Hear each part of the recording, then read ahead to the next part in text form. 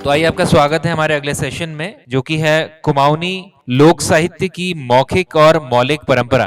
Session की इस सत्र का शुभारंभ हम करते हैं। मैं प्रवीण जी से अनुरोध करता हूं कि वो इसकी शुरुआत करें। धन्यवाद। नमस्कार। सभी का स्वागत है।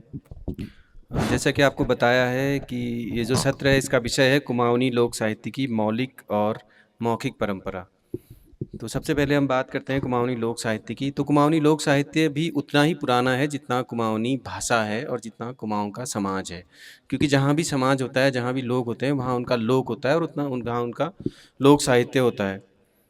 तो इस पर ज़्यादा विस्तार से न जाते हुए हम सबसे पहले डॉक्टर अनिल कार्की जी के पास जाएंगे और उनसे ये जानने की कोशिश करेंगे कि कुमाऊनी लोक साहित्य जो है उसकी मौखिक परंपरा की क्या विशिष्टताएं हैं और उसकी क्या विधाएं हैं और किस तरह से कुमाऊं में लोक साहित्य विराजमान है।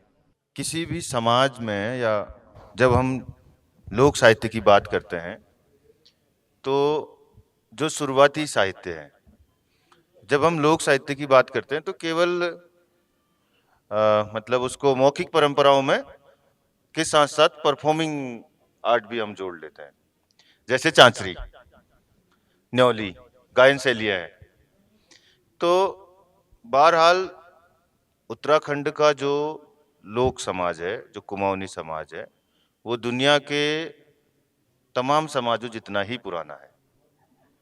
और जब हम किसी भी पुराने समाज की बात करते हैं तो हम देखते हैं कि एशिया से लेकर यूरोप तक पूरी दुनिया के आदिम समाज एक ही तरह से धड़कते हैं।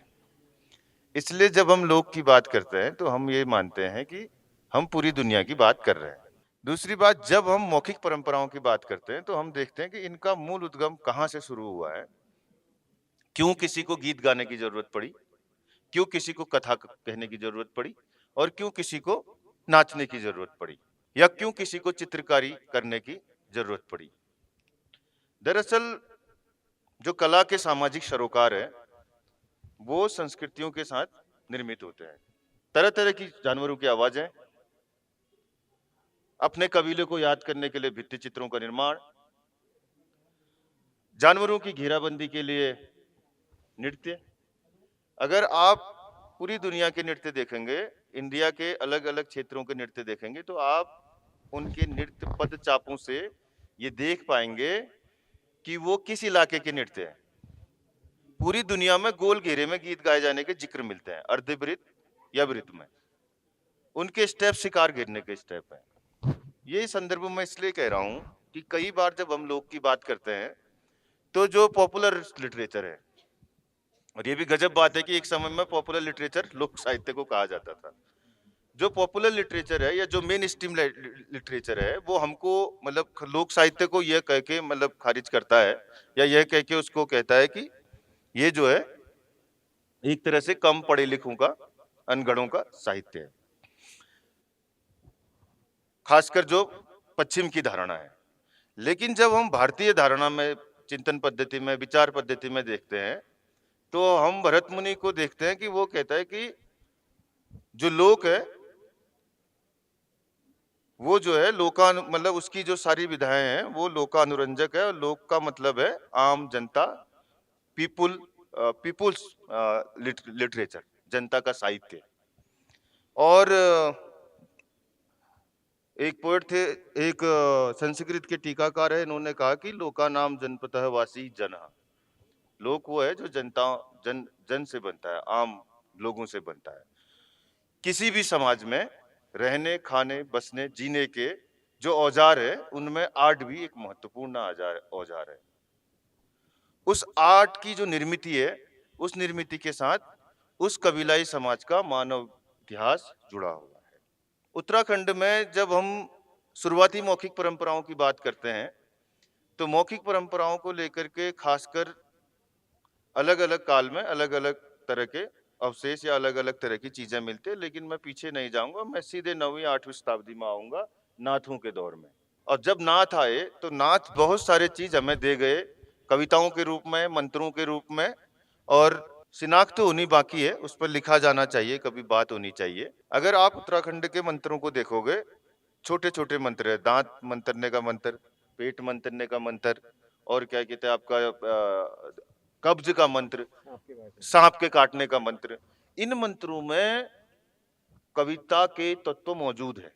और वो जो तत्व मौजूद है वो इतने स्वतः स्फूर्त है कि उसमें पूरा समाज दिखता है।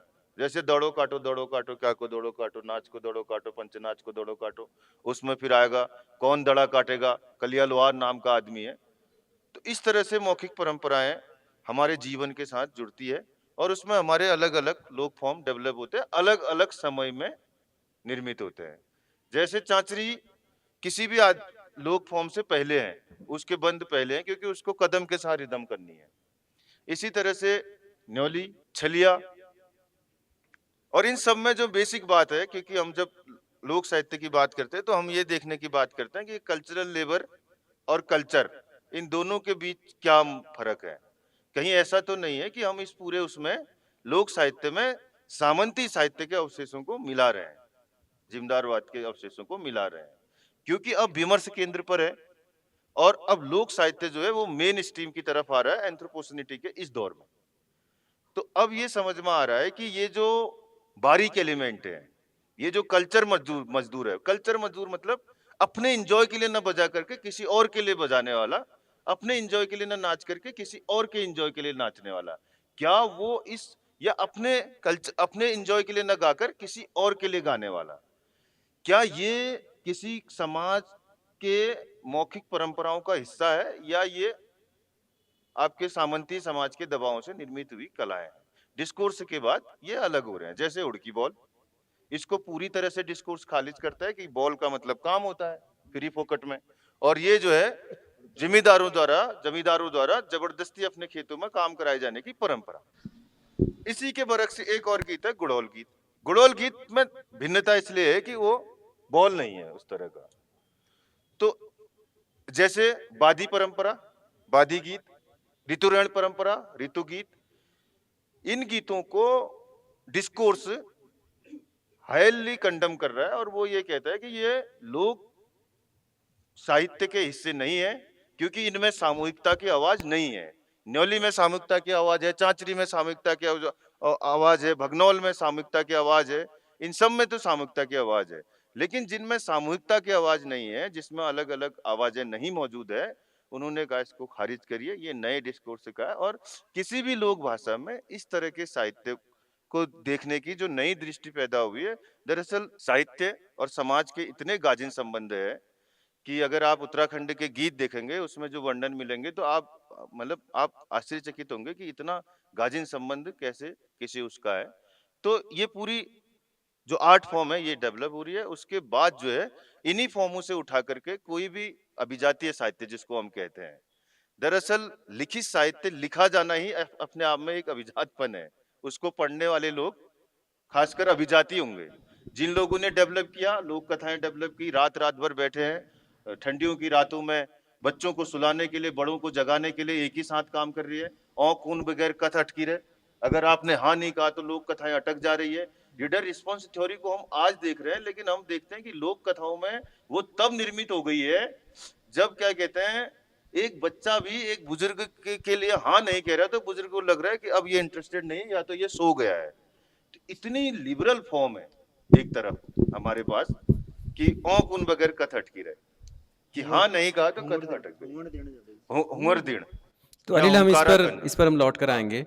तो अब हम थोड़ा मौलिक साहित्य की तरफ जाते हैं, क्योंकि बाबा जी जो है बाजार में रहते हैं, अल्मोड़ा बाजार में, और आपका संबंध हुक्का क्लब से है, और आप हुक्का क्लब की जो स्मारिका है उसका भी संपादन लंबे समय से कर रहे हैं। और चूंकि अल्मोड़ा को एक तरह से सांस्कृतिक केंद्र भी माना जाता है कुमाऊं का, तो मुझे ये बताइए कि जो एक तरह से मौलिक साहित्य लेखन है उसकी क्या स्थिति रही कुमाऊं अंचल में, और खासकर अल्मोड़ा में लोग वो कौन लोग थे और किस तरह का मौलिक साहित्य लिखा गया, मतलब विधाओं में किस तरह से लोगों ने लिखा, उपन्यास, कथा, कहानी, कविता, उसका क्या है यहाँ पर?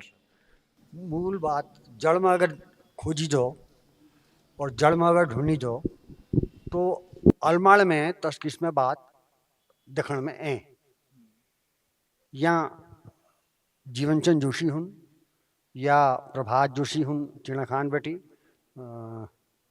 या वो हुन चंद्रलाल चौधरी हुन, इन लोगों समाज में जतु चीज प्रचलित छी, चाहे आण हो, जोड़ हो, कात हो, कहानी हो, किस्से हो तन इनके एकत्र करो, एकत्र कर फिर एक नई समाज पैदा बहुत जेल को तक आप लिख दीजो, वो लिखने की कोशिश करी। और कुछ लोगों तनर जो कही हुई थी वो कहीं लिखो और किताब नो रूप दे। तो मौलिक ले धीरे धीरे अभी के को नहीं होते परिनिष्ठित साहित्य, परिनिष्ठित साहित्य में अब मेरे ख्याल जरा तो हिंदी में कम बुलाइए पहाड़ी में बुलान में तो मौलिकता बटी जरा हटवेन तशी का वो न तारे हमूल के सुनो, हमूल जब जागर सुनी तो तिल तो जागर कहाँ पे शिखरे बिल्कुल यो यार बुक कूची त्यार बुक बटी तू यार बोझू कूची। तो एका कान मुख बटी दूसरा कान तक जो बात पूजी वो आज किताबन में ले आ गई। तो हिट एंड हिट ने यो आज किताबन में लिखने लग गए, आज हम किताब छापने लग गए और किताब ना माध्यम हम अपन बात के जनता बीच में ले जाने हैं। जे जब बटी हम पैद ही जो लोग बटी पैद ही हम वही लोग हम अपन हाथल की चीज के अगिल के बढ़ोने मूल कारण तो तुम्हारा थे। अब अगर तुम पूछा कि पहले बे लिखनों सिलसिले एक दगड़े चल रहा शिलालेख मिलनी किले मिलनी तमाम ताम्रपत्र चिन्ह किले मिलनी भाई यो छी तब ल छी और आज ल छू।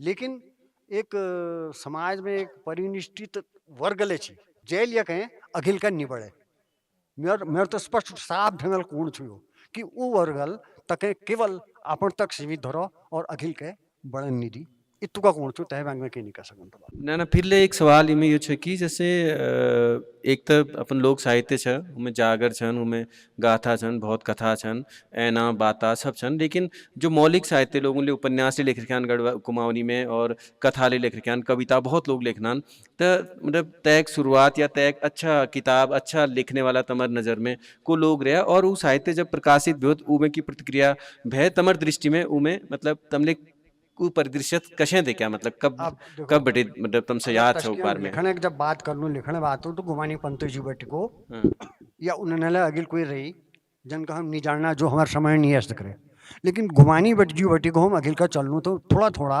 अंदाज हूँ कि गुमानी जे लिखो कौशिक के लिखो या जीवन चंद जोशी शालखवाल वाल उनके लिखो प्रभात जोशी चीना खान वाल उन एक पत्रिका चलाई उन लोगों ने किताब चली अचल जस पत्रिका।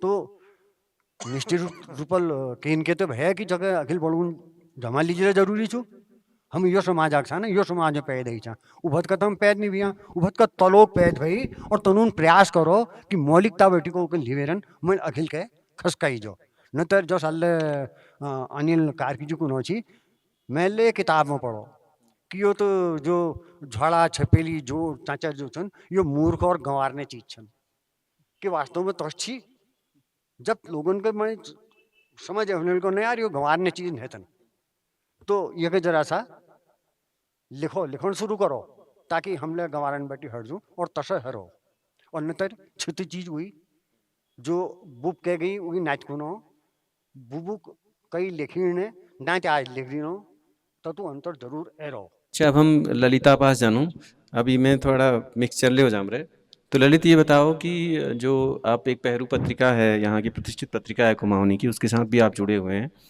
तो एक तो उसका अनुभव बताते हुए हमें बताओ कि कुमाऊनी में जो इस समय लिखा जा रहा है वो कौन लोग हैं और किस रूप में लिखा जा रहा है, और दूसरा इस समय युवा लोग कितने हैं कुमाऊनी में जो लिख रहे हैं और किस तरह की चीज़ें आ रही हैं, क्योंकि आप तो समीक्षा से भी जुड़े हुए हैं, तो वर्तमान में क्या चीज़ें आ रही हैं कुमाऊनी में।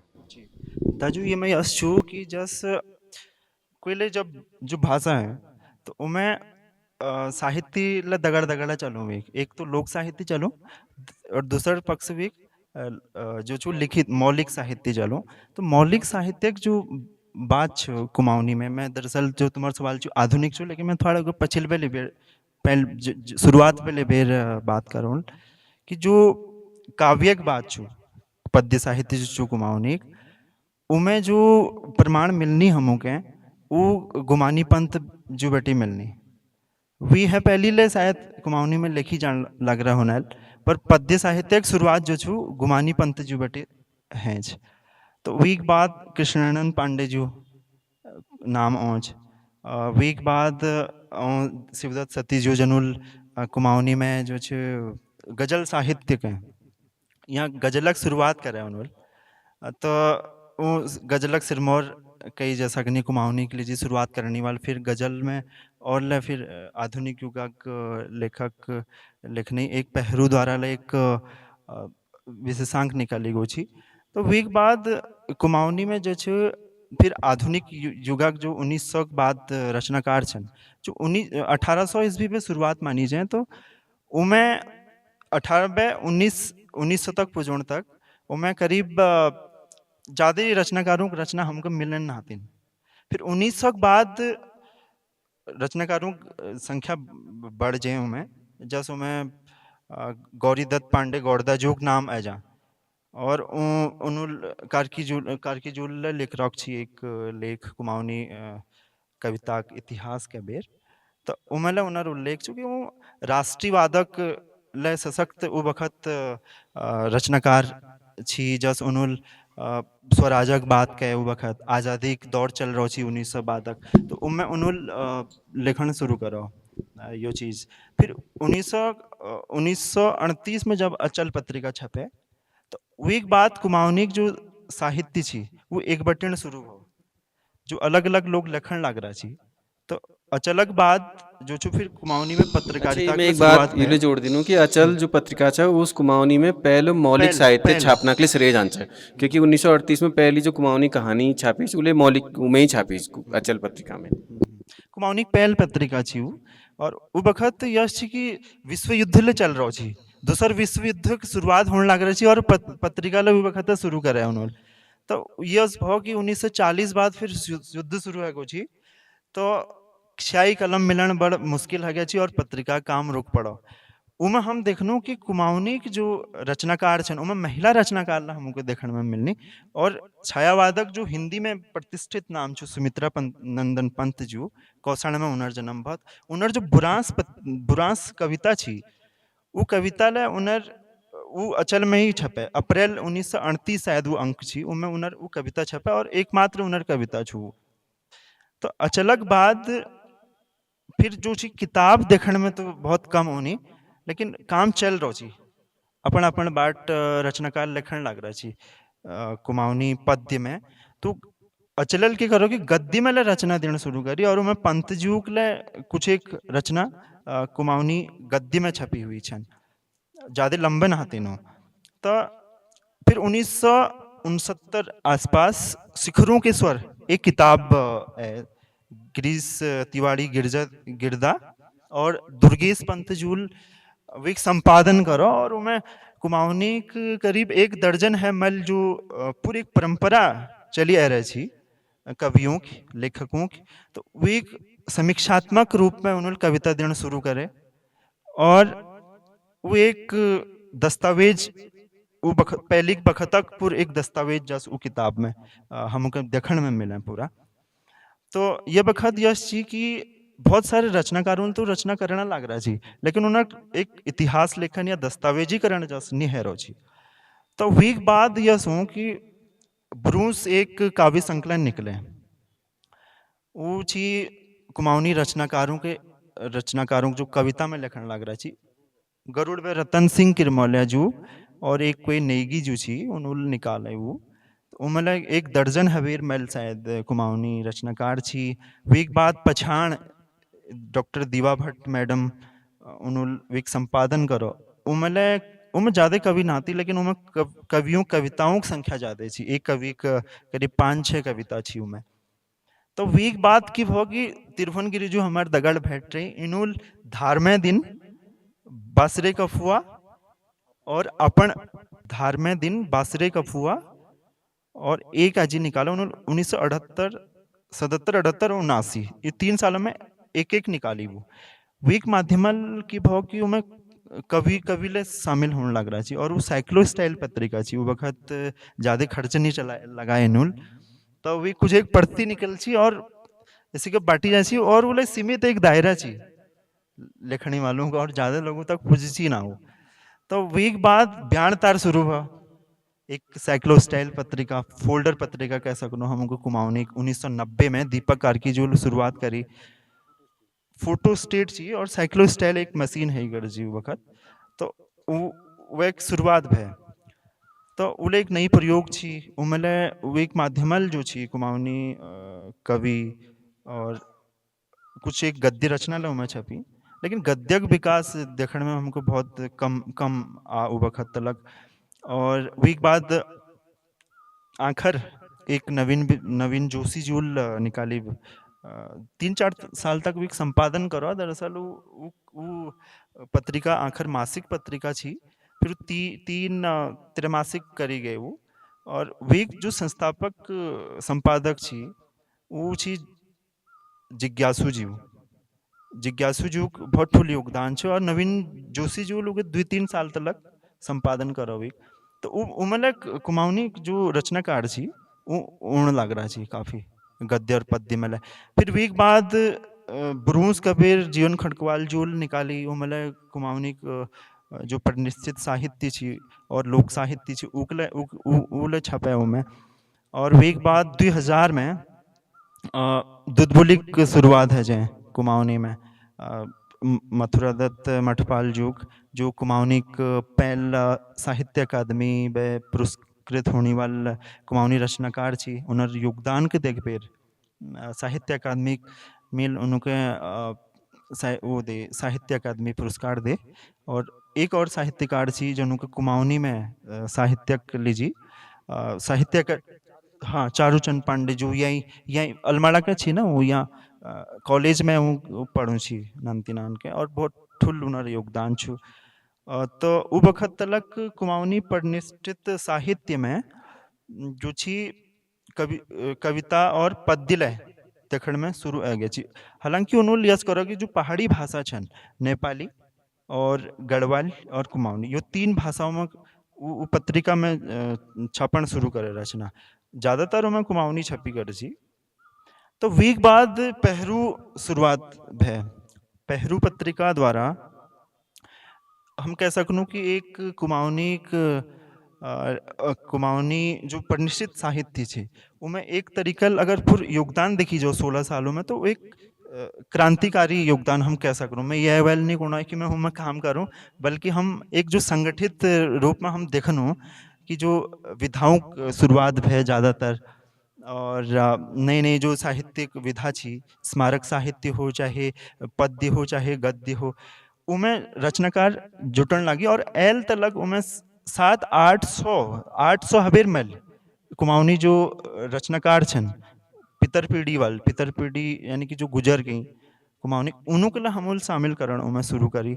तो 800 हबेर मेल आज रचनाकार पहरू में छप गई। और हम ये कह सकूँ कि एल तलक कुमाऊनी में 800 हबेर सकर रचनाकार लिखना छी उमें कई सारी गुजर गई। एक दिन वो रावत जी दगड़ हयात सिंह रावत जी दगड़ बात कर थे मुझसे मूल एक रेडियो वार्ता लेखन थी और उमें अनिल कार्की लेखियों के लिए एक लंबो लेख के लिए मूल बहुत मदद ली हूँ। तो उमें हयात रावत जी बतुमर थे कि मतलब कुमाऊनी में जो मौलिक साहित्य है उमें लेखन में उपन्यास और आत्मकथा यात्रा वृत्तांत और यानी कि मौलिक साहित्य कोई विधाई स्नातिन जैमें कि लोगों ने लेखन न कर रहा है, चाहे उमें एक दो किताब हो ना ज्यादा ना हो, जैसे मतलब एक जीवनी ले छो में प्रकाशित हुई ना यात्रा वृत्तांत छो में एक और आत्मकथा ले छन। तो ये तरीका अगर आप देखन छो तो कुमाऊनी मौलिक साहित्य मतलब साहित्य सब पे विधान से लगभग पूर्ण करन छ। और अब हम अनिल कार्की के पास वापस झूला वो बात भी लौट बेट तुम्हारे पास होला। तो अनिल जी तुम एक बात कर था लोक साहित्य जो मतलब विधालय पूरा न होते मतलब तमुक जर्नी बारे में बात कर था कुमाऊं में। तो हम फिर वापस लोक साहित्य में चलो फिर मौलिक साहित्य और वो काल विभाजन में होला। तो मतलब ये बता कि जैसे एक तो विधान का बारे में बता मोटा मोटा कि कोको विधा कुमाऊं में चलनान मौलिक साहित्य में और उनर अभिव्यक्ति कस टाइप छ और उन कोको विधा प्रकाश में आ रहा उन प्रकाश में जो आ रहा उनमें कस टाइप काम हो रहे। दरअसल जब हम कुमाऊनी मौखिक परंपरा कविता की बात करनो जब जो कविता एक सपन है फुल फॉर्म छ हमारे पास आंसू कविता उछन भगनौल और वो आंसू कविता इतनी ठुल विधा छ कि अगर चौपालू कविता कवे उन्हों जब न तो चौपालू कविता जो छ जब कागज न थियो कलम नहीं थियो आदमी के पास वो टाइम में जो छ चौपाल कविता ही दरअसल भगनौल उन्होंने सवाल जवाब वो भीतर छन संवाद वो भीतर छन बात वो भीतर छन और वो भीतर अलग अलग तरह का गुत्थी छन अलग अलग तरह का मतलब एक दूसरे दगड़ बाग युद्ध छ अलग अलग तरीका छ। तो मैच लागन छे कि जो कविलाई कविता रूप छ पूरी दुनिया के भीतर ऊक दगड़ दरअसल क्यों छे ना जब हम अपन लोक साहित्य दगड़ बात करनो जब तो मैच लाग छे कि ऊक लार्जर स्केल में देखन चाहे मतलब ये देखन चाहे कि ये जो कथा गोई परंपरा छ या जो फसक फौस परंपरा छ वो दुनिया और कई देशन में छ और कई इलाका में इस तरह के छ ये की उल्की जो हमारी भाषा सभ्यता कल्चर छ वो एक लार्जर स्केल में हम देख सकला और जो नई पीढ़ी का आदिम छन उन्हें दगाड़ उस जोड़ सकला। लेकिन कुमाऊनी का साहित्य मौखिक परंपरा से बहुत उस तरह से नहीं आया। मौखिक परंपरा से हमारे पास कवि आए, लेकिन मौखिक परंपरा से हमारे पास कुंडली बांचने वाले आए जिन्होंने कविताओं के विधानों को शुरू किया और वो इतने अकादमिक थे कि वो इतने भाषा को लेकर के इतने शुद्धतावादी भाषा का एक बिहेवियर होता है किसी भी भाषा का, कुमाऊनी का भी या किसी भी दुनिया चोक छे कि वो शुद्धतावाद से ग्रसित होती है। वो कहते हैं शुद्ध है तब मैं तेरी हूं, शुद्ध बोलो, आचार्य ऐसा ही बोलते हैं ना। तो उसका बहतापन है ना। विद्यापति कह रहा है कि तेसन जपो अवट्टा देसिल बना सब जन मिठा ते तेसन जपो अवट्टा कि देसिल जो भाषा है मेरी भाषा वो सबसे मीठी है इसीलिए मैं अपभ्रंश को बोलता हूं। मतलब उसका जो भावपन है उसको लोग एक्सेप्ट करते हैं। लेकिन कुमाऊनी की जो लेखन परंपरा है उसने अपने मौखिक परंपरा से कोई संस्कार उस तरह से ग्रहण नहीं किया, सीधे सीधे। इसकी ये वजह है कि कृष्णानंद पांडे तक आने तक, आधुनिक साहित्य के आने तक दलित और महिला लेखक अंगुलियों में गिलाने लायक है और इस हकीकत को कुमाऊनी लिखित साहित्य को, परिनिष्ठित साहित्य को स्वीकार करना चाहिए। अगर वो लोग आते तो ये विधाएं मजबूती से केंद्र पर खड़ी होती। जिन घसियारों ने गीत रचे मौखिक परंपराओं में, जिन कामगारों ने गीतों को बनाया, वो आखिर परिनिष्ठित साहित्य के केंद्र से क्यों दूर हुए? इस सवाल को आज उठा रहे हैं हम इतने सालों बाद। गुमानी के कुछ गीतों, कुछ कहावतों को, जैसे गुमानी का है दुदिल गुलुक ला सोने पड़ेल हिसालुक जात बड़ी रिसाल, बेसिकली ये कविता नहीं है, ये लोक से उठाए हुए एडजेक्टिव मोहरे हैं क्योंकि लोक में ये पहले से चल रहा है। आप मुहावरे आप समझ सकते हो ना इनको उठा करके। दूर विलायत का रास्ता जरूर कविता है, केला उखड़ दाड़िम जरूर कविता है, लेकिन जो इस तरह की छोटी टप्पेबाज चीजें हैं वो दरअसल कलम और कागज होने और कलम और कागज न होने के बीच का अंतर है। और ऐसा मौखिक परंपराओं से जब कोई भी अभिजातीय लेखन एडप्ट करता है तो कई बार वो उसे अपना कहकर पेश करता है। अगर आप बहुत धीमे तरीके से उसके पूरे लेखन की मीन मेक करेंगे तो मुझे ये लगता है कि वो बेसिकली लोक से उठाया हुआ कुछ मुहावरे वैसे हैं। जैसे अगर उत्तराखंड के 1.5 जोड़ों को आप लेते हैं, पता नहीं आप क्या कहेंगे उसको, मुझे लगता है कि उस तरह का बहुत अलग है। हलिया हल जोते छमछम बोए धान पहले खाए सुबह पंछी फिर खाए किसान। ये मुझे आज भी ये लगता है कि इसके कवि को ढूंढे जाने की जरूरत है क्योंकि ये बेसिकली जो फॉर्म है हमारा गायन का उससे अलग है। जैसे बलिया नगद दिनी बनिया गरीबा नगद दिनी बलिया उधार, ये आया कहां से है? ये इतना गाजिन हमारे समाज के भीतर है कि उसकी शिनाख्त की जानी चाहिए मौखिक परंपरा में और इसी परिनिष्ठित साहित्य में इसकी शिनाख्त की जानी जरूरी है। और अकादमिक तरीके से हमारी दरिद्रता का नमूना है कि हमारे पास दूसरे काल में भी केवल कृष्णानंद पांडे और शिवदत्त सती मुझे बहुत पसंद है। कृष्णानंद पांडे और शिवदत्त सती ही मौजूद है, जबकि और भी लोग होने चाहिए। जैसे मुझे गोरदा अच्छा बहुत अनिल जी, पसंद है। हम गोरदा ने कहा कि गांव क्रानो मैं जैस आपू करो या तुम मेरे जैस तुम है जाओ। इसमें ना विषयांतर का भी खतरा है। असल में हमारा विषय तो थोड़ा अलग है, तो मैं आपसे ये जानना चाहता हूँ कि जैसे आपने अभी कहा कि इसमें स्त्रियाँ थोड़ा मौलिक साहित्य में संभवतः कम हैं, लेकिन जैसे कुछ गीत हैं बाजूबंद है, न्योली है, चांचड़ी है और खेल हैं जिसको मुनस्यारी क्षेत्र में ढुसका भी कहा जाता है, तो वहाँ स्त्रियों को, और गुड़ौल गीत हैं, उनमें स्त्रियों को आप किस तरह से देखते हैं?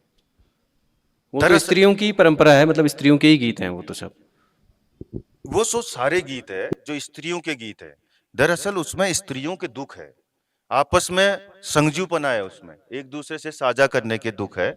वो कहीं पानी के छोटे से धारे से अपने धोती को भीगने का निवेदन करती है, कहीं पर वो पहाड़ों के नीचे हो जाने का निवेदन करती है। लोक कथाएं तो इतनी भरी हुई है उनके दुखों से, दरअसल वो उनका साझापन है उन गीतों में। और बाजूबंद और न्योली गीत को लेकर के जो उसकी जो विशेष मतलब उसकी जो ये कहा जाता है कि उसमें विरह है, लेकिन क्या वो विरह केवल पोषित पति की पतिका होने का विरह है? क्या वो विरह केवल इसलिए है कि उसका पति उससे बिछड़ गया? नहीं, उसको और ज्यादा गहरे सामाजिक संदर्भों में दाकर देखना पड़ेगा। जब आपके समाज में मृत्यु गीत है, भीमुआ की डाई करिए निसाब जैसा गीत है, तो उस गीत में कहीं ये जो न्योली है ये स्पिरिचुअल तो नहीं है, कहीं इसमें कोई दर्द तो नहीं कहा जा रहा है, कहीं इसमें इस न्योली से ऊपर की बात तो नहीं हो रही है, इस बाजूबंद में, इस भौण में कहीं इससे ऊपर की बात तो नहीं हो रही। अगर मैं तो जब भी इनको देखता हूँ, हमारे अकादमिकों ने, अग्रज अकादमिकों का बहुत योगदान रहा, लेकिन न्योली को लेकर के उन्होंने हमेशा उसके साथ अन्याय ये किया कि उससे कहा कि ये प्रथम पंक्ति तुक मिलाने के लिए दूसरी पंक्ति के साथ मेल खाई गई है। बिल्कुल नहीं है ऐसा। हमारा समाज तुक नहीं जानता। जो भारत कह सकता है जागर को, चंपू काव्य, नाटक, थिएटर सब एक शैली में ला सकता है, उसको न्योली अलग से डेवलप करने की जरूरत नहीं थी। अगर वो महिलाओं का गीत है और अगर कोई महिला करे माछिले फटक मालो बरवा रेत में, होशिया छाजी रहे हरिया खेत में, तो निसंदेह अपने जीवन की विडंबनाओं को, अंतर्द्वंदों को पहली लाइन कह करके दूसरी लाइन से जस्टिफाई कर रही है। उसमें पलायन भी है और उसमें बहुत सारी ऐसी चीज़ें भी हैं, जैसे एक न्योली है, सिलगड़ी का पाला चाला गिन खिलने गढ़ो, तय हुए हंस्यालू तोपो मैं उड़ने चढ़ो। तो वो उन क्षेत्रों में प्रचलित है जहाँ के लोगों का संबंध है सिलगड़ी क्षेत्र से, वो नेपाल के उन क्षेत्रों से आए हैं, उनका रिश्ता रहा है। तो वो सिलगड़ी का जो इलाका है उसके भी दूर कहीं जो मैदान है वहाँ से अपना संबंध जोड़ते हैं वो लोग, तो इसलिए उसकी पहली लाइन का संबंध दूसरी लाइन से जरूर है। सेम यही बात मुल्ला दाऊद कहता है, उसकी नायिका कहती है कि अगर मैं कोयल होती, राजघराने में न रह करके, मैं कम से कम ये पेड़ों में भटकती और बिजोरड़ी खाती पेड़ों में जा करके। दुनिया में मतलब अगर आप देखेंगे तो बहुत समानता है मतलब लोक में इस तरह की। और ये शैलियां दरअसल आत्मा से निकली हुई विधाएं हैं, ये संघर्ष से निकली हुई विधाएं हैं। समाज के साथ, स्ट्रक्चर के साथ साहित्य का कैसा संबंध होना चाहिए, अगर इसे देखना है तो आपको लोक साहित्य देखना पड़ेगा। आज पूरी दुनिया को इसकी जरूरत पड़ रही है। अब हम हीलिंग पावर हो गए हैं, लोक साहित्य अब इलाज हो गया, लोग उसको समझ रहे हैं, देख रहे हैं। कोरोना के बाद जब एंथ्रोपोसिनिटी का दौर आया तो सदानीरा जैसी पत्रिका बहुभाषिकता पर एक अंक निकालती है, सदानीरा पत्रिका एंथ्रोपोसिन पर एक अंक निकालती है और उसमें कुमाऊनी कविताओं को शामिल करती है। आपकी कविता भी शामिल थी उसमें। क्या जरूरत पड़ी मेन स्ट्रीम को इस लिटरेचर की? क्योंकि मेन स्ट्रीम ने मनुष्य इंसानों को इतना हावी बना दिया। शेर को आज भी नहीं पता है कि उसको हम जंगल का राजा कहते हैं, और क्या कहते हैं, हाथ में लोमड़ी के डस्टबिन दे दिया, उस बेचारी लोमड़ी का कोई मतलब ही नहीं है उस डस्टबिन से। हम इतने हावी हुए मेन स्ट्रीम में कि हमने अपने वहां केवल इंसानों की महत्ता का जिक्र किया और इंसानों को इतना सुपर बना दिया कि पूछिए मत। लेकिन लोक साहित्य वो है जहां एक पेड़ आपसे बात कर रहा है, जहां एक सुग्गा आपके पास मिलने आता है, जहां आपके पास जो है एक आप मतलब कायांतरण करते हैं, कई बार आप पेड़ बन जा रहे हैं, कई बार वो बन जाते हैं। तो पॉपुलर लिटरेचर ने हमसे वो दृष्टि छीन लिया, हमसे हमारे अगल बगल के पूरे मतलब सिनारियो को छीन लिया। अच्छा, एक छोटा कमेंट हम आपसे इस बारे में भी चाहेंगे कि 2-3 विधाएं हैं जो लगभग गायब हो गई हैं। जैसे एक तो भारत, पूरा भारत अब नहीं गाया जाता है मतलब कहीं पर भी ना। तो वो एक तो भारत की कथा पूरी पांडवायण या पांडव कथा भी उसको कहते हैं, वो भारत उसके बैसी के रूप में गाया जाता था, वो अब लगभग नहीं है। और दूसरा गुड़ौल गीत अब लगभग नहीं है। और तीसरा उसी से खेती से संबंधित कुछ गीत हैं, जैसे एक वो पशुओं के जब पशु ब्याहते हैं तो उसका भी एक गीत है, वो भी अब नहीं है। तो जो इस तरह की लुप्त प्राय विधाएं हैं, इन पर एक कमेंट, शॉर्ट कमेंट। इस पर मैं थोड़ा सा जो मतलब शॉर्ट ही कर रहा हूँ। भीमल का पेड़ अब नहीं उग रहा क्योंकि गांव में गाय नहीं है। भीमल का पेड़ तब उगता है जब गाय भीमल खाती है और उसका दाना उसके पेट में जाता है और फिर गोबर से वो उगता है। बरगद भी सेम ऐसे ही उगता है। कोई भी इकोलॉजिकल सोशियो कल्चर जो है, जो सांस्कृतिक पारिस्थितिकी में रहता है, उसके अपने समाज के साथ, अपने खेतों के साथ बड़े गहरे संबंध है। आपकी खेती किसानी हट गई, आप कह रहे हो गुड़ौल गीत बचाओ, स्टेज में क्या बचेगा उसका कोई मतलब नहीं, आप उसका फॉर्म बचा सकते हैं। लेकिन ये ऐसा ही है कि आप ऐपण को प्लास्टिक में छाप लें, लेकिन आप उन अंगुलियों की हरकतों को जब तक नहीं बचा सकते तब तक आप ऐपण नहीं बचा रहे हैं। तो जो बैसी है, बैसी में लोगों को खूब मौका मिलता था, एक दूसरे के सुख दुख कहने की जरूरत थी। आधुनिक तनाव ने हमको बांटा है, इतना समय नहीं है किसी के पास, क्यों सुनेगा वो? स्ट्रक्चर के साथ जब तक जो चीज आपके स्ट्रक्चर के साथ रोल कर रही है और जब तक वो आपके स्ट्रक्चर के साथ चल रही है वो तब तक चलेगी। और जो विधाएं खत्म होनी है उन पर बहुत रोना नहीं चाहिए। मैं तो इस बात का पक्का हिमायती हूँ कि अर्बन कुमाऊनी को डेवलप होना चाहिए। अगर इस कुमाऊनी को जिंदा रखना है तो इसको बिल्कुल नए तरीके से, नए क्लेवर में, और ये मतलब कलेक्टिव सब जगह का कुमाऊनी के जितने डायलेक्ट है सबके साथ को करके उसको एक नए तरह से डेवलप करना पड़ेगा। आप देख रहे हैं जिस तरह से क्षेत्रीय अस्मिताओं को हमारे राज्य सभाओं से लेकर के हर जगह लोग कह रहे हैं कि आप 30 क्वेश्चन भी आप कुमाऊनी और गढ़वाली से मत पूछिए। तो ये में हम जल्दी एक मानकीकरण कार्यशाला करला, मतलब अगली ले कोई एक आयोजन के लिए एक रूपरेखा बन गए। तो बाबा जी मुझे जानना चाहना कि जैसे ने अनिल जी कुमार थे कि मतलब जैसे महिलाओं को स्थानीय में बहुत कम छ लोक साहित्य में से, लेकिन हमारे बीच में नंदा देवी इतन विराट रूप में मौजूद छन है, उक्त जागर लिछन, गाथा लिछन, और है ना। तो उक बार में तमर की कमेंट छ, मतलब जागर उनमें या ई में गाथान में, ऐना बातान में, लोक कथान में जो महिला उनान कै रूप में उनान, मेरे तमर की समझदारी छ एक बार में। गाथा में तो हमारे वहाँ जो लोक नारी छ ये बहुत ठुल स्थान छ। जो लोक नारी छ राजुला मालूस, राजुला क्या है तशक इसमें कतुक छन जनर केवल हम पूछ कर लूँ जनार बारे में कह सकूँ, लेकिन हम बात तो लिखित के नहीं दुर्भाग्य छु और हम किले चाहूँ ही पचिल हम उनको भी पचिल जाना जरूरत है कि छु आ नंदा देव के तू पूजनी, सब लोग पूजनी, हम उन तो नंदा देव के हाथ जोड़ भेरन माता का रखो ना। अब ये पछिल बे केची कहानी ये तो घरेलू रूपल तो हम सब जान लू, लेकिन तसा किस्म जो लोक नारी छू चाहे वो कुए हो ने चाहे वो कुए हो, लेकिन वी बार में हम वी कहानी को जरूर जान लू।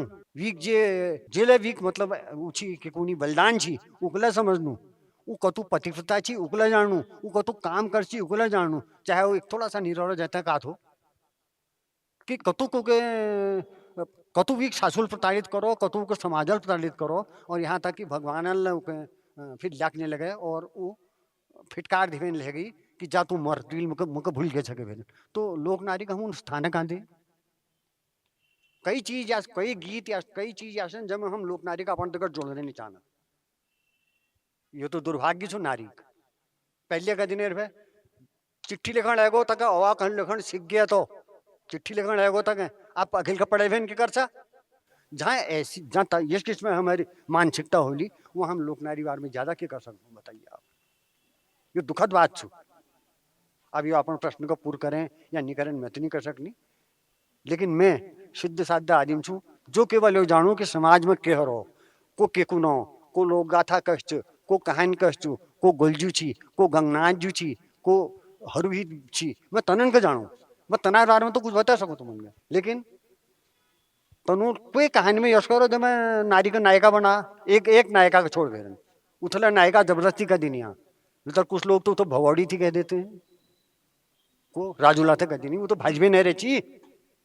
तो आदिम को ज्यादा महत्व दे और नारी के कम महत्व दे यो बड़ दुखे बाग छू और तो समाज में आज ले हो लगिल कल हो न रहो। ललित ये बता कि कि तम एक पत्रिका तो गढ़ली जोड़ा छो पहरू पत्रिका तो सपुने मतलब ई दौर में को राइटर छन जो लिखम रहा नए राइटर और कौन विधान में सपुने ज्यादा काम हो रहा है क्योंकि तुम समीक्षा लेकर छो जरा ऊपर फोकस दृष्टि हालांकि मतलब मौलिक साहित्य में की चल रहा है आजकल। दरअसल जो कुमाऊनी मौलिक साहित्य यह है पहली जो तुम्हार सवाल छी वो मैं थोड़ा बहुत हमूल पूर्व एक इतिहास जस बता हाल छी मैं थोड़ा कोशिश करी तो कुमाऊनी जो साहित्य छो दुई भागन में छे जस पद्य साहित्य और हम कह सकनो गद्य साहित्य।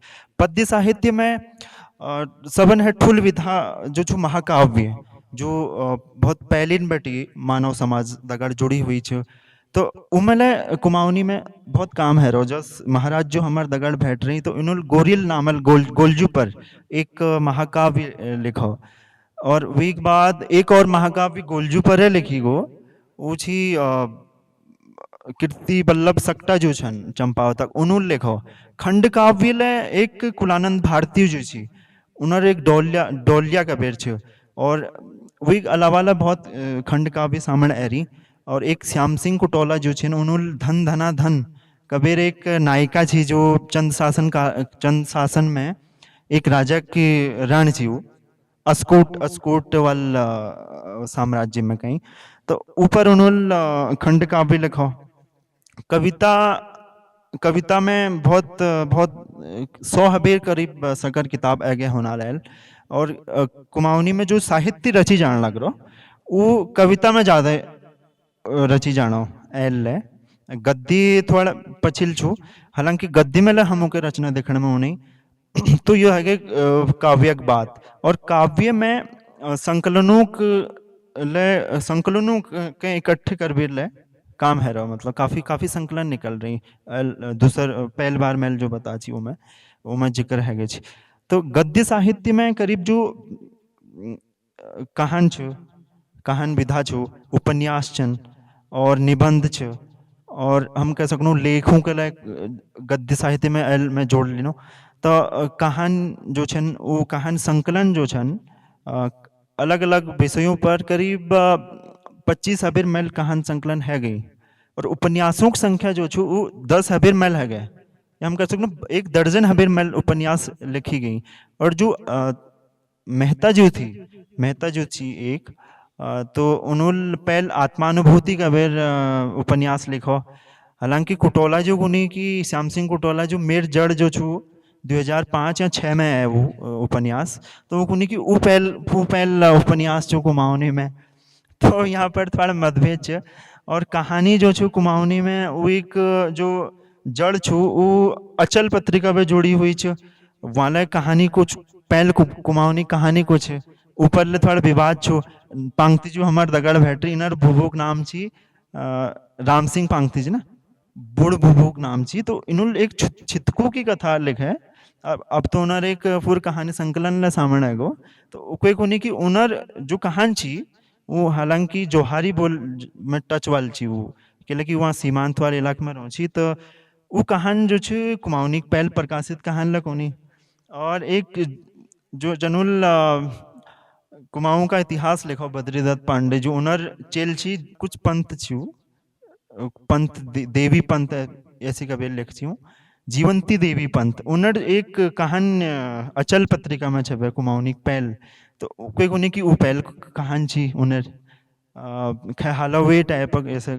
शीर्षक छी एक तो कहानी तो वहाँ पर संबंध छो और एल जो कहान साहित्य छो कुमाऊनी वो काफी समृद्ध है गो उपन्यास थोड़ा पछिल छो हालांकि उपन्यास साहित्य में काफी काम है ही गो अब स्मारक साहित्य देखी जाओ कुमाऊनी गद्यक तो स्मारक साहित्यक जो 7-8 विधा छन जस उमें छ इंटरव्यू विधा में कुमाऊनी में पहल इंटरव्यू संकलन एल राजेंद्र ढेला जोल तैयार करो कुमाऊनी हालांकि उन्होंने शीर्षक भी कुछ अलग किस्मक धर दे कुमाऊनी साहित्यकार कोश ऐसी का वेर लेकिन उसका शीर्षक भी कुछ के और होना चाहिए तो उमें करीब 50 हबीर मैल जो कुमाऊनी साहित्यकार छे उनर साहित्यिक इंटरव्यू में छू संकलन है और वीक अलावा शब्द चित्र छू एक स्मारक साहित्यक विधा तो उमें डॉक्टर पवनेश ठकुराठी जुल 10 जून चित्र नहीं 10 जून चित्र नामल किताब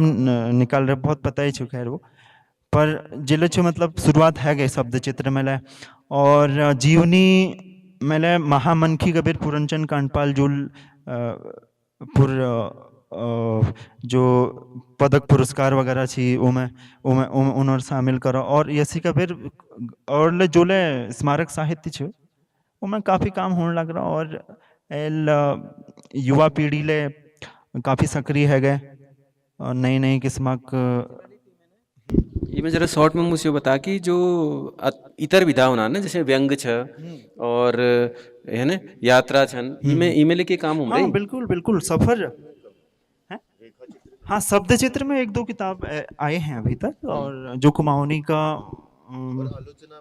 आलोचना में भी 1-2 किताब आ चुकी है हाँ मतलब काफी कम काम हुआ है दरअसल समालोचना और अच्छा, अब ना व्यंग में भी विनोद पंत जी का भी आया है हाल ही में वो एक नाम छी फसकटेल हाँ फसकटेल छी और समालोचना में कुमाऊनी लोक साहित्य और साहित्य के लिए डॉक्टर पवनेश ठकुराठी जी पहल समालोचना सो शायद 2016 में प्रकाशित है वो एक बाद एक दुई आई जी समालोचना जस आधुनिक कुमाऊनी साहित्य उनर दूसर किताब है गए समालोचना में बकाई यो विधा ही थोड़े पछिल छन काफी लेकिन खुशी की बात ये छे कि इन विधान में शुरुआत है गए अब इसी के और किताब ले छपनी वाल छन जैसे डॉक्टर मनोहर जोशी जो छन हल्द्वानी उनले शायद हमारे जो सम्मेलन होल 3 दिनक चंपावत में उमें विक विमोचन है जाल हालांकि मैं एक चीज है ना, आलोचना साहित्य में हले बहुत कमी है, मतलब कुमाऊनी आलोचना साहित्य में, चाहे वो हिंदी में ही प्रकाशित हो जाए कोई बात नहीं, लेकिन वो ऊन चाइन है, मतलब तुम अगर गिनन शुरू कर लाने, मतलब 10 लिखने वाला ने नातिन,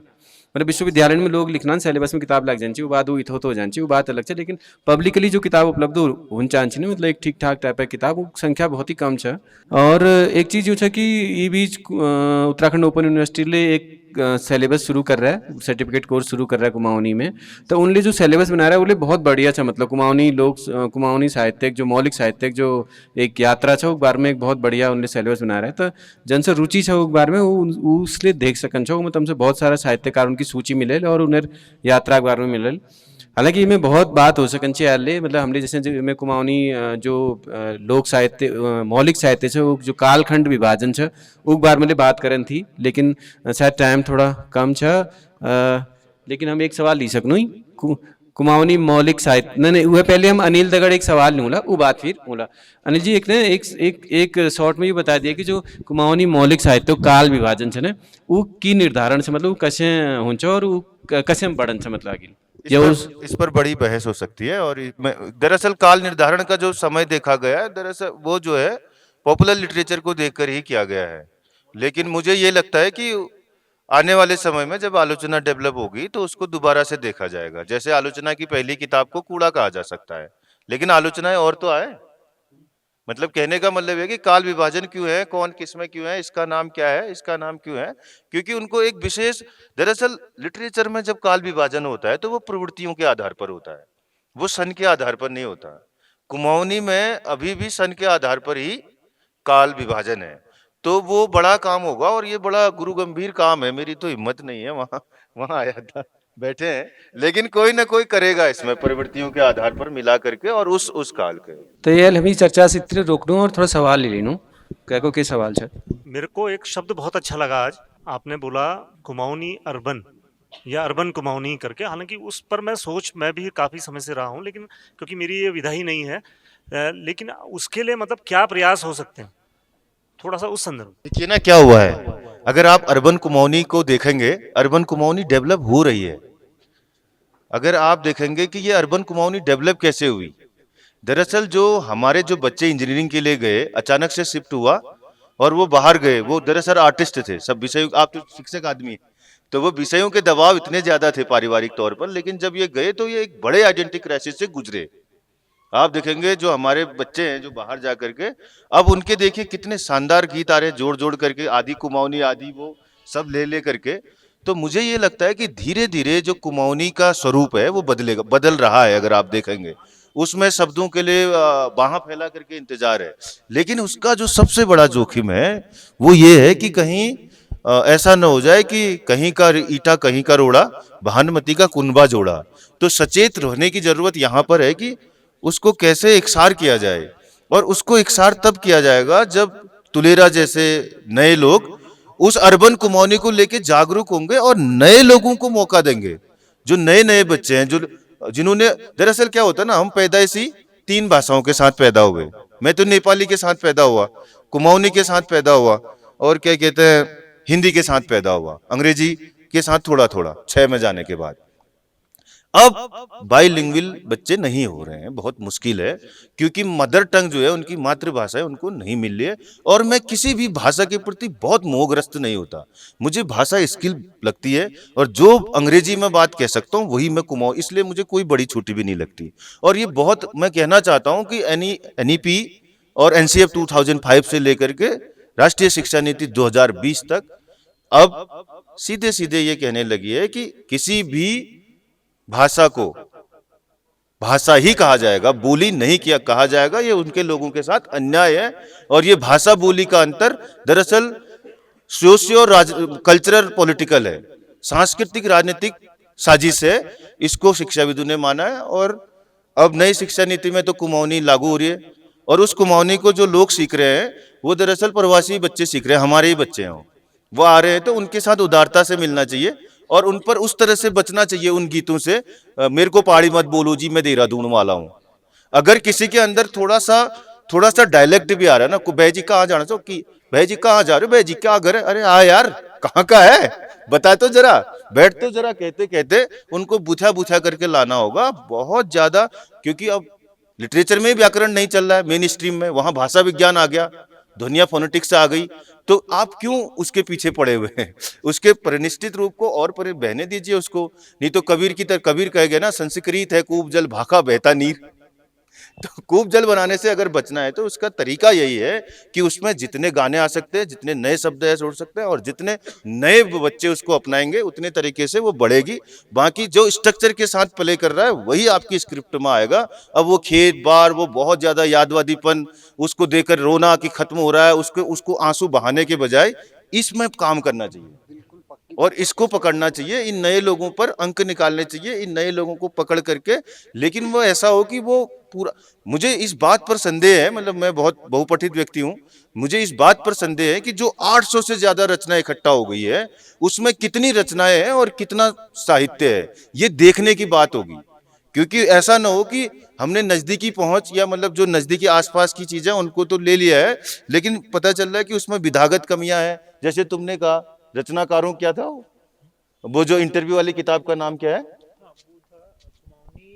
हाँ, रचनाकार कोश। वो रचनाकार कोश ने उसको इंटरव्यू कहिए, और उसको इंटरव्यू कहने में कोई हर्ज नहीं है, उसको उसी तरह से अपनाए। जब मेरे लोगों ने गाड़ी बनाई नहीं तो मैं उसके पुर्जों के नाम कुमाऊनी में क्यों ढूंढूं?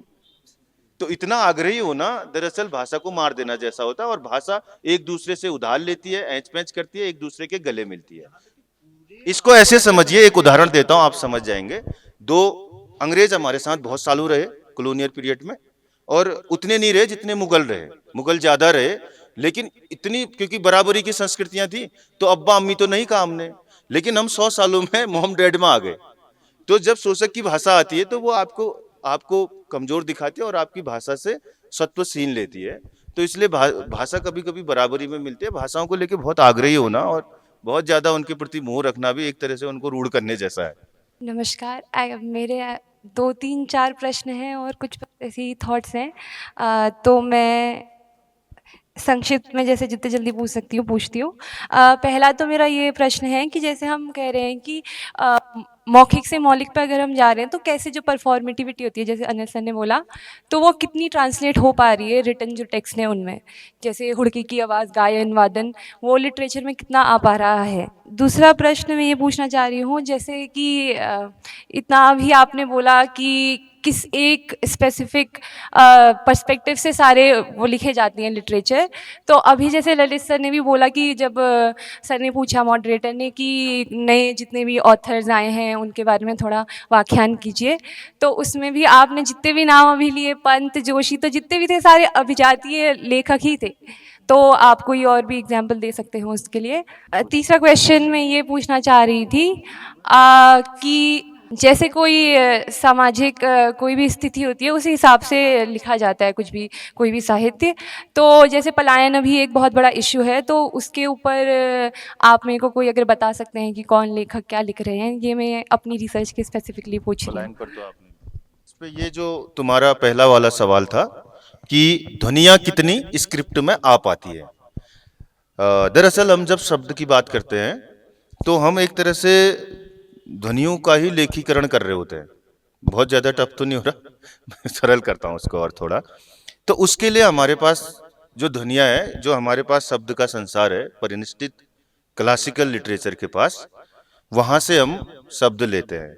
लेकिन इसमें भी एक बारीक रेखा है। अल्मोड़े का नाम अल्मोड़ा क्यों पड़ा, इसको ढूंढने के लिए केवल संस्कृत में जाने की जरूरत नहीं है, जो विद्वानों ने किया है। पाणिनि, यास्क और इन पे बड़ी बहस है। जब व्याकरण की बहस आती है तो पाणिनि एक जगह एक उसका पूछ रहे हैं कि इसका तो कुछ जवाब ही नहीं मिल रहा, ये अर्थ, इसका अर्थ ही नहीं है, क्योंकि जन से उठा रहे हैं लोग से भाषा। और किसी भी समय किसी भी समाज में केवल एक भाषा नहीं होती, बहुभाषिक समाज होता है। कालिदास को अपने एक पात्र से संस्कृत और दूसरे से अभ्रंश बुलाने की जरूरत पड़ी कई बार। कहने का मतलब यह है कि उस समय हम ये देखते हैं कि हमारे पास कितनी वोकेबुलरी है, कहाँ कहाँ से हमारे पास शब्द है। जैसे हमारे पास बहुत शब्द है, नदी के लिए सुसाट है, ध्वनि आ गई। और थोड़ा ज्यादा अगर बढ़ रही है तो गुगाट है, और ज्यादा बड़ी हो गई तो। और ध्वनि को ऐसे लिया है कि आध, नमी, आध अदरक, आग, जलन, ईर्ष्या, आग, अग्नि। तो ये जो बहुत सेंसिटिवनेस है भाषा की, जिसे आप भाषा को छू सकते हैं, आप वो आपको छू सकती है, उसको देखना पड़ता है। और ऐसा नहीं हुआ कि ये नहीं आया, बहुत शानदार ढंग से आया है। मैंने तो सर की तो इनकी वो बांचकुड़ी पहरू, इसके अलावा भी जो घसियारी, क्या गीत है, घसियारी गीत, वो वही है ना, हाँ, क्या पहचान प्रिया की होगी, अगर उसकी लयात्मकता को आप देखेंगे तो उसमें आपको पीछे का सिनारियो दिखेगा, मतलब मुझे ऐसा लगता है। हाँ, क्या पहचान प्रिया की होगी जो किताबें हैं। और मैंने शैलेश मटियानी को पढ़ा है, तो मैंने शैलेश मटियानी के वहां दमों की गर्जन तर्जन सुनी। उन्होंने दमों ध्वनियों का लिप्यांतरण किया हुआ है, और अब तो हमारे पास ये सब है, तो इसको किया जा सकता है, बशर्ते कि निष्ठा हो और थोड़ा सा डूब कर हो, मतलब उथलापन न हो उसमें। अगर आप गहराई में जाएंगे तो लिखा है लोगों ने बहुत बढ़िया। मेरे कुमाऊं के सबसे अच्छे जो कहानीकार है, मैंने अपनी जिंदगी में वैसा कहानीकार केवल मोपासा को देखा, वो बहादुर बोरा श्रीबंधु है। और उसकी एक कहानी है मन्याडर, और वो कहानी विश्व के क्लासिक लिटरेचर की एकमात्र कहानी हो सकती है। उस पर कितनी फिल्में बन सकती है, उस पर कितनी बात हो सकती है, वो अद्भुत कहानी है अपने आप में, और शॉक ट्रीटमेंट की कहानी है। आपको दूसरा या तीसरा सवाल था कि जैसे आपने बोला कि उच्च सवर्णों के ज़्यादा नाम आ रहे हैं और दलित साहित्य का क्या क्या, ये बहुत ज़रूरी सवाल आपने पूछा वर्तमान संदर्भ में भी। मुझे लगता है कि इस तरफ अब चेतना बढ़ रही है। पिछले, जैसे हम इतिहास उठा के देखते हैं कुमाऊनी का, जो शुरुआत में है ना, वो जैसे हम लोग सभी वाकिफ़ हैं समाज का, तंत्र भारतीय समाज का, हमारा यहाँ जो भी रहा है उससे सभी लोग वाकिफ़ हैं। तो शुरुआत में वही नाम सुनने में आते हैं। ऐसा भी नहीं है कि दलित लेखक, उस वर्ग से हमारे पास लेखक ना हो। जैसे उसमें हम कह सकते हैं ताराराम आर्य जी थे, यहाँ के नैनीताल डिस्ट्रिक्ट के ही थे, है ना। एक वो हो गए, एक पंडित, उनका, उन पर हमने विशेषांक निकाला था, पंडित राम प्रसाद आर्य करके। उन्होंने भी काफ़ी योगदान दिया है, और वर्तमान समय में भी काफ़ी लोग लिख रहे हैं। और अब जो जैसे जैसे हम शिक्षित हो रहे हैं, या जो इन चीज़ों से ऊपर उठे हुए लोग हैं, वो अब इस तरफ भी काम कर रहे हैं, इस तरफ सोच रहे हैं। और उन लेखकों की संख्या भी मुझे लगती है कि वो करीब होगी 10 से अधिक, 1 दर्जन से ऊपर होंगे वो, जिनका योगदान है। लेकिन ये बहुत कम संख्या है अभी, और वर्तमान समय में ये संख्या बढ़ रही है। ये काव्य के क्षेत्र में देखें तो, क्योंकि जो ये देखने में आया है, कुमाऊनी में भी ये देखने में आया है कि जो शुरुआत में लिख रहा होता है वो कविता से ही शुरू कर रहा होता है। हाँ, डॉक्टर सरस्वती कोहली महिला रचनाकार हैं, वो कुमाऊनी की, और हाँ, उनका तो बड़ा योगदान है। दरअसल उन्होंने आदल कुशल नामल एक पत्रिका निकाल नहीं हूँ, मासिक पत्रिका।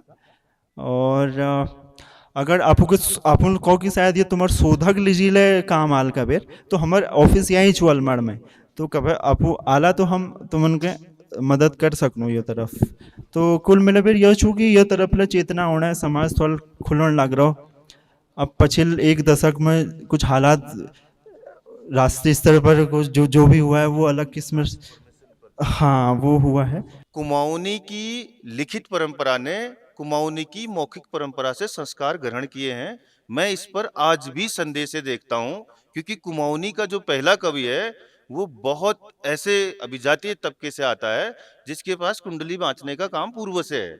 और कुंडली बाँचने का काम केवल कुंडली बाँचना नहीं होता था, जजमानों की तमाम सारी डिटेल्स, तमाम तरह घूम घूम कर उसको लाना। तो संभव है कि उसमें उसकी जो परंपरा हो वो संस्कृत से ग्रहण की गई हो। कई बार मैं कभी नहीं कह सकता कि वो परंपरा सीधे सीधे लोक से आई है, और मुझे ऐसे तार आज तक कभी नहीं दिखे गुमानी की, केवल उन कविताओं के अलावा जिनमें उनके मुहावरे हैं, जैसे शालुक जात बड़ रिसाल जत कोई खला उधड़ी जला। बाकी अगर केला नी उखड़ उखड़ खाने की जो बात करते हैं, उसमें मुझे जो वो परंपरा दिखती है वो मुझे संस्कृत की परंपरा दिखती है। तो मुझे हमेशा इस बात की शिनाख्त की जानी चाहिए, बात के रचनाकारों में दिखती है। और पहला वो रचनाकार है जिसने वो लिया, वो मैं शिवदत्त सती को मानता हूँ घसियारी गीत में। और शिवदत्त सती में वो डायलेक्ट मौजूद है जहां से आप कुमाऊनी कविता की मौखिक और लौकिक परंपरा को शिनाख्त के ढंग से पकड़ सकते हो। और गौड़दा में जाकर के वो इतना फैलती है कि एक तरफ जनपदीय बोध आ जाते हैं और दूसरी तरफ राष्ट्रीय चेतना। अगर पूरे हिंदी लिटरेचर में भी आप देखेंगे, मैथिली शरण गुप्त की चेतना उतनी नहीं है जितनी उस आदमी की है। एक तरफ अपने लोकल मुद्दों पर लड़ रहा है और दूसरी तरफ समता धरणी चैन सपन के कोमल है। इतना उसकी रीच है।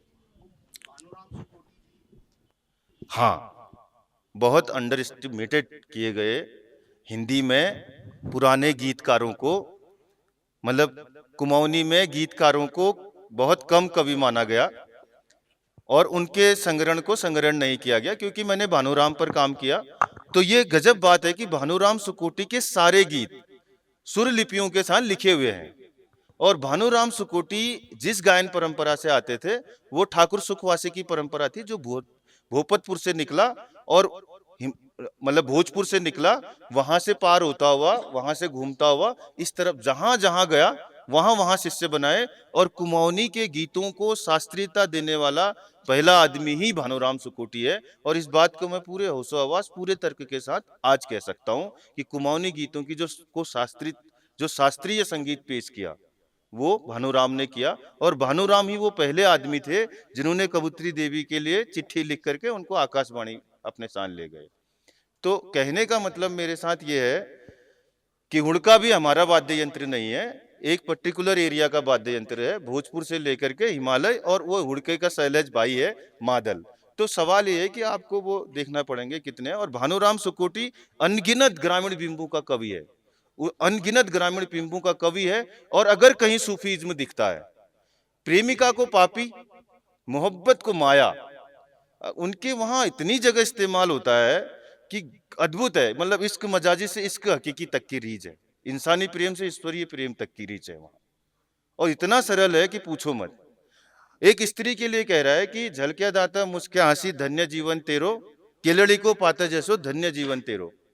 मतलब केलड़ी के फूल को पहली बार इस तरह से ला करके गीतों के भीतर खड़ा किया उसने। और साझा संस्कृति का कवि है, मतलब उसको नेपाल में भी उतना ही गाया गया जितना उसको भारत में गाया गया। लेकिन इस बार जब हमने कुमाऊनी कविता के इतिहास, मुखागिरी इतिहास पे मैंने काम किया है, तो मैंने उनको उनकी जगह रखा है सन के हिसाब से। हजू एक प्रश्न छी आए कि ये जो पहाड़ी साहित्य छू, पॉलिटी छू या कल्चर छू, इनमें जो टर्म आनी कि यानी हिंदी इम्पोजिशन या हिंदी डोमिनेशन, यस टर्म में बारे में तुम्हारे के विचार छे, मतलब या वर्तमान पर्सपेक्टिव में, हमारे आसपास पर्सपेक्टिव में? देखिए, कोई भी अभिजातीय जो कल्चर होता है, क्लासिक कल्चर, वो किसी भी लोकेलिटी को दबाने का काम करता है। क्योंकि जो एक तरह की हायरार्की है पूरी दुनिया के भीतर, वो अपना राज करना चाहती है और वो अपने साथ छोटी भाषाओं को दबाती है। हमको आज से पहले ये लगता था, जब मैं 2002 में अपने गांव से पिथौरागढ़ गया, मेरी बहनें मुझे बाहर नहीं भेजती थी, मैं किसी के साथ कुमाऊनी न बोल लूं, शर्म आती थी। तो हिंदी बोलने, तू हिंदी, गांव में जाओ तो लोग कहते बड़ा हिंदी बोलने वाला आ गया, शहर में आओ तो देखो कैसा गंवार आदमी कुमाऊनी बोल रहा है। ये पूरी धारणा थी। अभी मैं अगले मंच में कह के आया हूं कि शेखर जोशी की कहानी दाजू, इसमें इसके मूल है कि जिन लोगों ने कुमाऊनी भाषा को भनमजुआ कहा, जिन लोगों ने भनमजुओं की भाषा कहा, शेखर जोशी की उस कहानी में वो मूल बिंदु छुपा हुआ है। शेखर जी मेरे सबसे प्रिय कथाकार है, जहां एक मध्यवर्गीय अपने प्राइड के लिए एक वेटर के मुंह पर थप्पड़ मार देता है, इसलिए कि उसने उसे दाजू कहा। लेकिन 1994 आने के बाद ऐसा अचानक क्या हुआ कि सबसे ज्यादा एनजीओ, सबसे ज्यादा संस्थाएं, सबसे ज्यादा संगठन इस बात पर बना कि हमको कुमाऊनी लोक संस्कृति बचानी है, यहाँ की भाषा बचाना है, पानी बचाना है। और वो किन लोगों के एनजीओ थे, कौन लोग उनमें काबिल थे, कहाँ से वो डेवलप हुए, इसकी शिनाख्त करोगे तो सिनारियो और खुल जाएगा। जो डोमिनेट करने वाले थे अब वही रख सके।